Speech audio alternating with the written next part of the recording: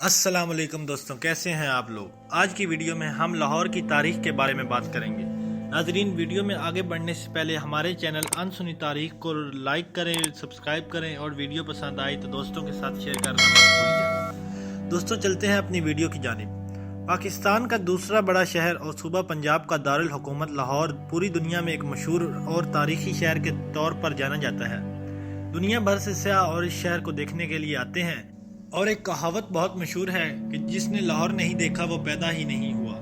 لاہور ہزاروں سال سے صوبہ پنجاب کا دارالحکومت ہے۔ کبھی یہاں ہندو راج رہا، کبھی مسلمان حکمران رہے، سکھوں کا تسلسل رہا اور کبھی انگریز راج۔ تاریخ کی کتابوں میں لاہور کے مختلف نام بیان کیے جاتے ہیں، مگر تمام تاریخوں میں اس پر متفق ہیں کہ لاہور کی بنیاد رام چندر جی نے رکھی۔ دوستوں، 16ویں صدی میں مغل بادشاہ بابر نے لاہور آمد کے بعد مغلوں نے لاہور کو سرمائی دارالحکومت بنایا۔ مغلوں نے لاہور میں شاندار عمارتیں تعمیر کیں۔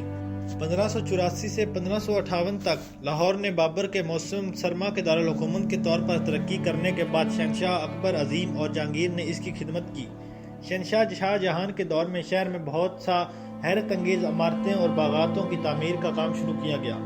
1575 میں اکبر کے قلعے لاہور کی ازسر نو تعمیر کی اور لاہور کو سلطنت کا دارالحکومت بنایا۔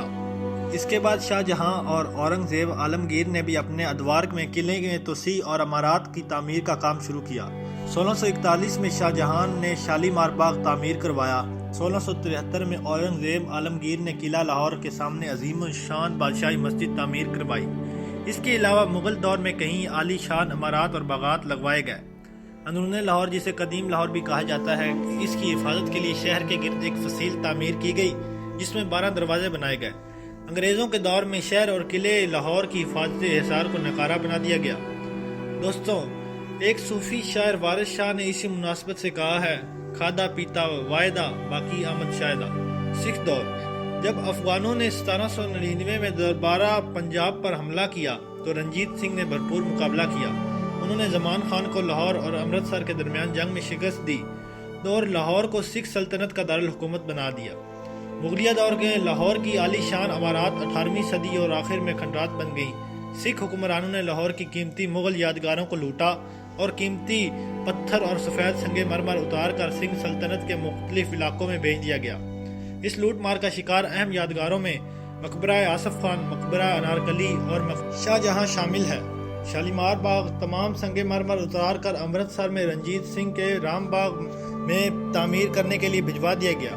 ناظرین، اس کے بعد سید احمد بریلوی نے 1821 میں سندھ سلطنت کے خلاف علم بغاوت بلند کیا، جس نے نتیجے میں تاریخ مجاہد وجود میں آئی۔ سکھوں سے حاصل کردہ مقبوضہ علاقوں میں اسلامی قوانین نافذ کیے، لیکن بالآخر 1831 میں مہاراجہ رنجیت سنگھ کی افواج سے لڑتے ہوئے بالا کوٹ میں میدان میں سید صاحب اور ان کے بعد رفقا جام شہادت نوش کر گئے۔ دوستوں، اس کے بعد آتا ہے انگریز راج۔ مہاراجہ رنجیت سنگھ نے اپنے دارالحکومت لاہور کو بنانے کے بعد اپنی سلطنت کو خیبر تک بڑھا کر جموں اور کشمیر کو بھی شامل کر لیا تھا، جبکہ برطانوی فوج کو 40 سال سے زائد برسوں تک روک رکھنے کے کامیاب رہا۔ 1839 میں اس کی وفات کے بعد سکھوں نے اور کئی راجوں کے درمیان اندرونی جنگوں کی وجہ سے آخر کار برطانوی راج لاہور فتح کرنے میں کامیاب رہا۔ برطانیہ کے لیے پنجاب ایک سرحدی صوبہ تھا، کیونکہ لاہور افغانستان اور فارس کے ساتھ سرحد رکھتا تھا۔ برطانوی راج کے آغاز میں لاہور کی آبادی تخمینہ 1,20,000 تھی۔ برطانوی قبضے سے لاہور بنیادی طور پر شہر کی فصیل اور اندرون کے اور کچھ نواحی میدانی علاقوں کے بستیوں جس میں باغ پورہ، بیگم پورہ، قلعہ گجر سنگھ، سکھ پور شامل تھا۔ برطانوی دور میں لاہور پر زیادہ توجہ نہیں دی گئی اور ان کی تمام تر توجہ لاہور کے مضافاتی علاقوں اور خطہ پنجاب کے زرخیز زئی علاقوں پر مرکوز رہی۔ انگریزوں نے اندرونی شہر کو اپنا مرکز بنایا، جسے سول اسٹیشن کہا جاتا تھا۔ اس کے علاوہ شہر کی فصیلیں اور قلعہ لاہور کی فصیل کو غیر مؤثر کر دیا گیا تاکہ کوئی قلعہ بندی ممکن نہ رہے۔ اس کے بعد دور آتا ہے آل انڈیا مسلم لیگ، بعد میں جس کا نام پاکستان مسلم لیگ رکھا گیا، کا سب سے اہم اجلاس 1940 میں لاہور میں منعقد ہوا، جس میں قائد اعظم محمد علی جناح کی قیادت میں مسلمانوں نے الگ ملک پاکستان کی تخلیق کرنے کا مطالبہ کیا۔ اس دستاویز کو قرارداد لاہور کے نام سے یاد کیا جاتا ہے۔ یہ اس اجلاس کے دوران جناح لیگ کے رہنماؤں نے عوامی طور پر ایک پہلی مرتبہ 2 قومی نظریے کی تجویز کی۔